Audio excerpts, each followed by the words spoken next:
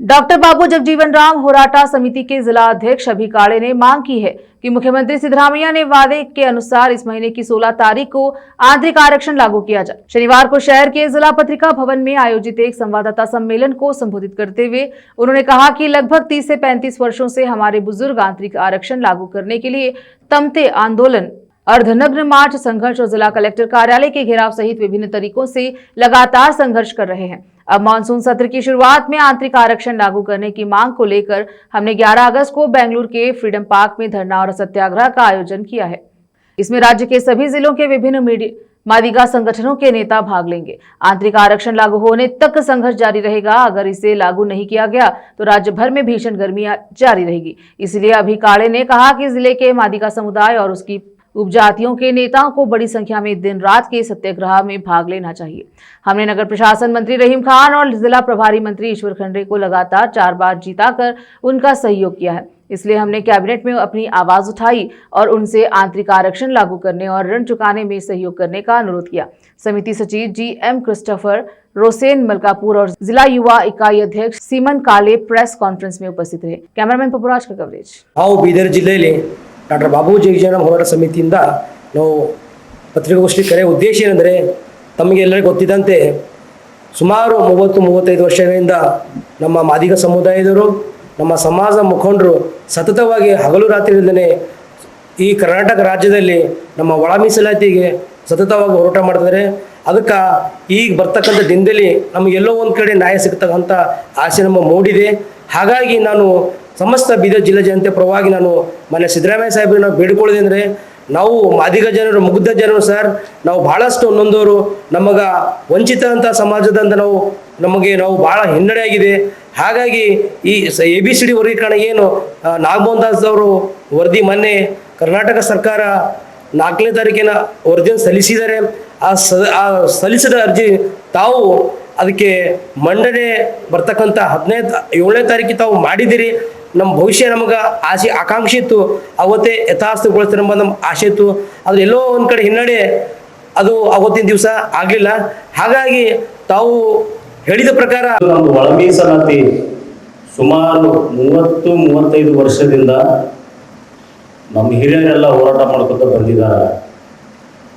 ಆ ಒಂದು ಹೋರಾಟದ ನಿಮಿತ್ತ ಬೆಂಗಳೂರಿನಲ್ಲಿ 11ನೇ ತಾರೀಕು ಫ್ರೀಡಂ ಪಾರ್ಕ್ ಅಹೋರಾತ್ರಿ ಧರಣಿ ಸತ್ಯಾಗ್ರಹವನ್ನು ರಾಜ್ಯ ಸಮಿತಿಯಿಂದ ಹಮ್ಮಿಕೊಂಡಿದ್ದಾರೆ. ಸೊ ಹಾಗಾಗಿ ನಾವು ಹೇಳೋದು ಒಂದೇ, ಬೀದರ್ ಜಿಲ್ಲೆಯಲ್ಲಿರ್ತಕ್ಕಂಥ ಎಲ್ಲ ನನ್ನ ಅಣ್ಣ ತಮ್ಮಂದಿರು, ಮಾದಿಗ ಸಮಾಜದವರು, ಬುದ್ಧಿಜೀವಿಗಳು, ಹಿರಿಯರು, ಯುವಕರು ಎಲ್ಲರೂ ಹೆಚ್ಚಿನ ರೀತಿಯಲ್ಲಿ ಈ ಒಂದು ಪ್ರತಿಭಟನಾ ಏನು ಅಹೋರಾತ್ರಿ ಧರಣಿ ಇದೆ, ಹೆಚ್ಚಿನ ರೀತಿಯಲ್ಲಿ ಬೀದರ್ ಜಿಲ್ಲೆಯಿಂದ ನಾವು ಎಲ್ಲರೂ ಬೆಂಗಳೂರಿಗೆ ಹೋಗಿ ಆ ಒಂದು ಕಾರ್ಯಕ್ರಮವನ್ನು ಯಶಸ್ವಿಗೊಳಿಸಬೇಕಾಗಿ ಮೊಟ್ಟ ಮೊದಲನೇದಾಗಿ ನಾನು ವಿನಂತಿಸಿಕೊಳ್ತೀನಿ. ಏನಿವತ್ತು ನಾಗಮೋಹನ್ ದಾಸ್ ವರದಿ ಏನು ಕರ್ನಾಟಕ ಸರ್ಕಾರಕ್ಕೆ ಸಲ್ಲಿಸಿದಾರ, ಆ ಒಂದು ವರದಿ ಮೊನ್ನೆ ಅಧಿವೇಶನದಲ್ಲಿ ಚರ್ಚೆ ಮಾಡೋ ಸಂದರ್ಭದಾಗ ಮೊನ್ನೆ ಸಿದ್ದರಾಮಯ್ಯನವರು ಹೇಳಿದ್ರು, ಅವರು ನಾನು ಮಾಡ್ತೀನಿ, ಒಳ ಮೀಸಲಾತಿ ಜಾರಿ ಮಾಡ್ತೀನಿ ಅಂತ. ಯಾವೊಂದು ಸಮಾಜದಲ್ಲಿ ನಡೆದಿಲ್ಲ.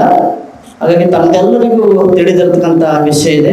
ಅತ್ಯಂತ ಶೋಷಣೆಗೆ ಮತ್ತು ಅವಕಾಶದಿಂದ ವಂಚಿತವಾದಂಥ ಸಮುದಾಯ ಅದು ಯಾವುದಾದ್ರೂ ಇದೆ ಅಂದರೆ ಅದು ಮಾದಿಗ ಸಮುದಾಯ ಇದೆ. ಅದು ಎಲ್ಲ ಕ್ಷೇತ್ರದಲ್ಲಿ, ರಾಜಕೀಯ ಕ್ಷೇತ್ರದಾಗಬಹುದು, ಉದ್ಯೋಗದ ಕ್ಷೇತ್ರದಲ್ಲಾಗಬಹುದು, ಔದ್ಯೋಗಿಕ ಕ್ಷೇತ್ರದಲ್ಲಾಗಬಹುದು, ಶಿಕ್ಷಣ ಕ್ಷೇತ್ರದಲ್ಲಾಗಬಹುದು, ಹೀಗೆ ಹಲವಾರು ಕ್ಷೇತ್ರಗಳಲ್ಲಿ ಅತ್ಯಂತ ಅವಕಾಶದಿಂದ ವಂಚಿತವಾದಂತಹ ಸಮುದಾಯ ಅಂದರೆ ಅದು ಮಾದಿಗ ಸಮುದಾಯ.